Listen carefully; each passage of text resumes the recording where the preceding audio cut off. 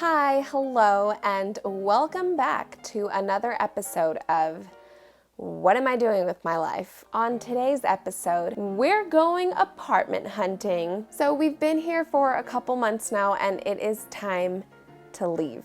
We actually already went apartment hunting. I wanted to gather up a few different places that we visited. They're all in relatively different areas, some a little closer to others. So when looking at apartments, there were a few things that I was taking into consideration. Number one, location. I want it to be in a good area. It doesn't need to be right smack in the center of the city where all the hustle and bustle is. It doesn't need to be there, although it doesn't bother me. If it's in a closed neighborhood, even better. Number two, how old the apartment is. There are a lot of really old buildings here, as well as new buildings, but the newer buildings tend to be on the more expensive side. We did see some apartments that were on the older side. I did not include them in the video because I didn't film. As soon as I walked in, I wanted to just turn around and walk back out. They were past their prime, but we saw some really nice apartments too. Number three,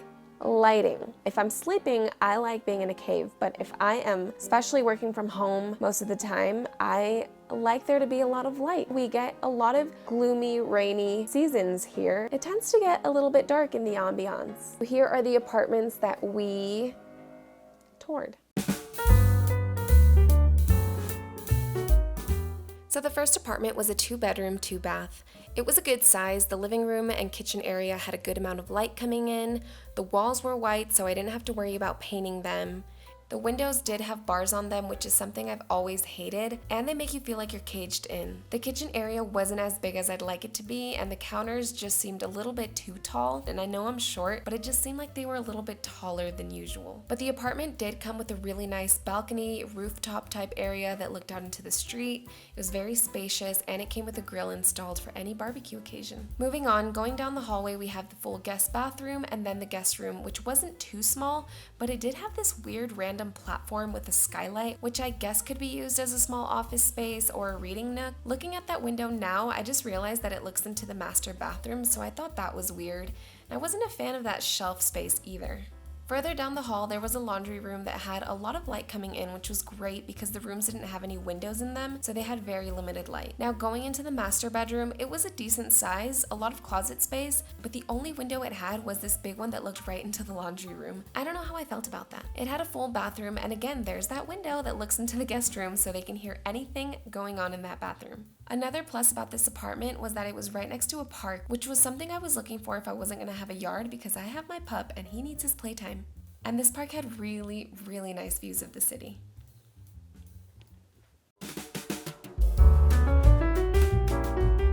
These next two apartments were in the same building, again with the depressing windows. The first apartment was also a 2-bedroom, 2-bath, but a lot smaller than the last one. Like, this is literally the dining and living room area, and that kitchen was just not working for me. It had no counter space or storage space. The hallway tile was a little weird. It looked like it belonged outside, and the master bedroom wasn't too small. It had some closet space, but that bathroom was just very, very outdated.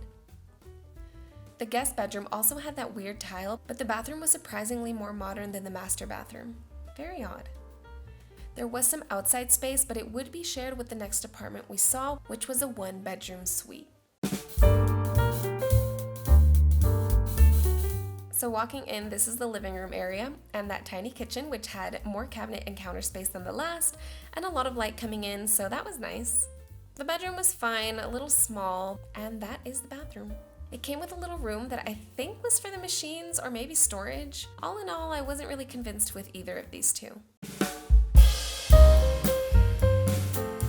This next apartment, or duplex actually, really checked a lot of the boxes.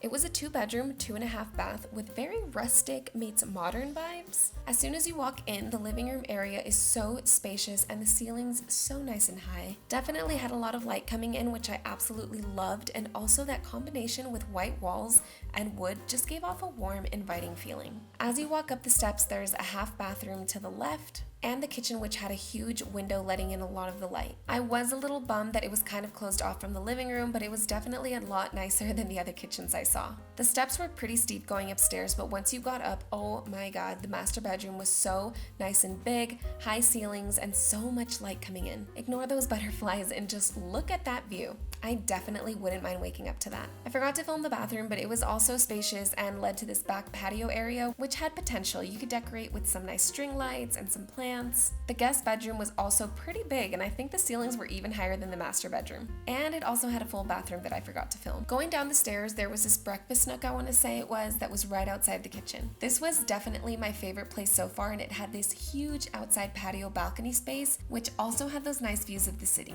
And there was also a random side space which led to the kitchen, an extra room for storage, and up those ladders was that back patio from earlier. Okay, so the last apartment was the furthest one of all. Ignore those curtains, they were just there for decoration, but right off the bat, it was probably the second largest out of all 5 places. I wasn't a fan of the tile, but I did like how it separated the living room area, the dining room area, and the kitchen, which was big enough to fit a little island in the middle. And I really liked that it had an open kitchen concept. It had a guest bathroom and a laundry room, which was my favorite part because of the storage space, but those shelves weren't included in the apartment. There was also a big patio that wrapped around the apartment and a balcony outside the master bedroom. Here is the guest bedroom, and the only weird part was that the 2 bedrooms had their own bathrooms, but the shower space was shared. So those are all the apartments that we toured, and if you're wondering, yes, we chose one of them. I'm super excited. I'm a little sad to be leaving here because it was a really great living environment, but I'm excited. I'm excited to finally have our own place again. Thank you guys so much for watching this video. I hope you enjoyed it. If you liked the video, give it a thumbs up, and if you're new to this channel, don't forget to hit that subscribe button, and I'll see you in the next video.